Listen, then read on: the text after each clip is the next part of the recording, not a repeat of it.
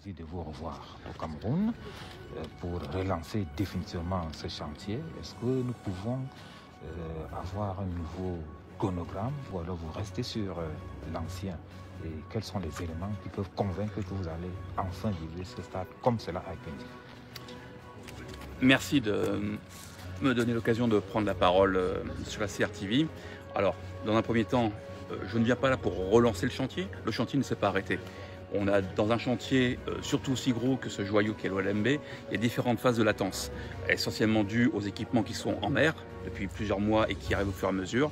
Et donc aujourd'hui, avec le maître d'ouvrage et sur instruction de la très haute hiérarchie, on consolide la date du 30 novembre pour la mise en service effective du projet. Donc aujourd'hui, on fait juste une coordination technique avec le maître d'ouvrage et avec les services spécialisés pour qu'on n'ait aucun ratage sur les personnes au bon endroit et au bon moment. Donc aujourd'hui, on fait juste un point technique où on s'assure que tout le monde est dans le bon chemin et sur le bon rail. Monsieur Mathieu, qu'est-ce qui reste véritablement à faire ici? Aujourd'hui, on parle essentiellement de travaux résiduels. Encore une fois, sur les écailles au pangolin qui ont un aspect architectural, les équipements arrivent dans les 2 prochaines semaines qui va pouvoir nous permettre d'achever.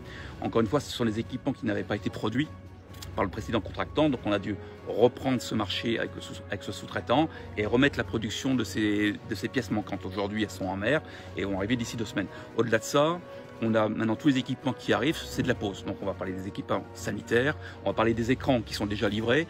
La structure elle-même qui fait 12 tonnes va arriver d'ici 1 mois, parce que c'est en mer, c'est avec des conteneurs spéciaux qui va nous pouvoir permettre le montage. Tous ces équipements-là, la production est faite, c'est déjà en acheminement maritime ou aérien suivant les dimensions et le poids. Donc on parle essentiellement maintenant de coordonnées. Donc les écrans à poser, puisqu'ils sont livrés, la structure va être posée et on l'installe.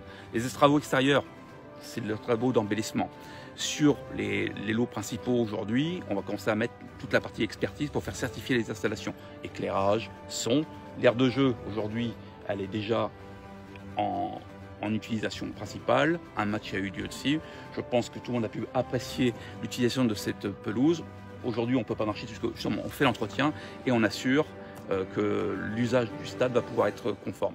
Derrière ça, qu'est-ce qu'il nous reste encore à faire? C'est de l'agencement, c'est des travaux résiduels, c'est des petits travaux qui sont essentiellement liés à l'approvisionnement d'équipements qui, encore une fois, sont en mer et vont être mis en fonctionnalité. Aujourd'hui, encore une fois, on parle d'un chronogramme serré, parce qu'en fait, le matériel va arriver. Grâce à l'administration et le soutien de tous les services spécialisés, on va pouvoir dédouaner, sortir ces équipements et les installer. Donc aujourd'hui, encore une fois, même s'il y a des diminutions d'effectifs, c'est tout simplement de la rentabilité personnelle. On ne va pas laisser des ouvriers à attendre que le matériel arrive. Et la remontée en puissance va se faire dans les semaines à venir.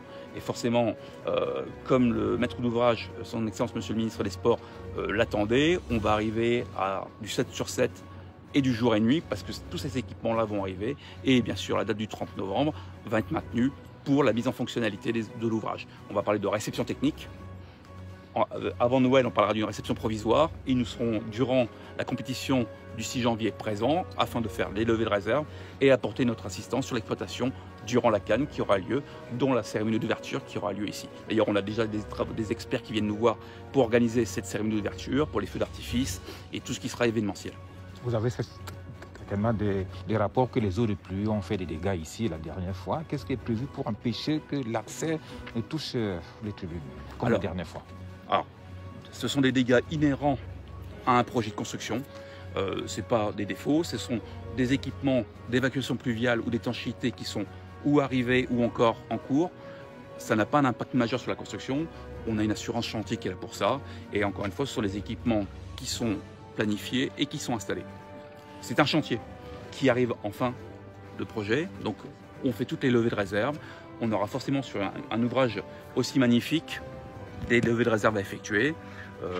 On a entendu beaucoup de choses. Alors déjà, je rappelle les fondamentaux. Je suis responsable de l'international. Donc je ne suis pas le chef de chantier. On a d'autres projets dans le monde. Forcément, la vie va ainsi. J'ai des collaborateurs qui ont des droits, qui prennent des congés et qui reviennent au bout de 10 jours.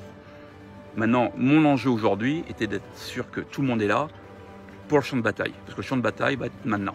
Le maître d'ouvrage attend de voir quelque chose de magnifique et assure que le 30 novembre, nous serons dans les délais pour une réception technique du complexe du stade OLMB.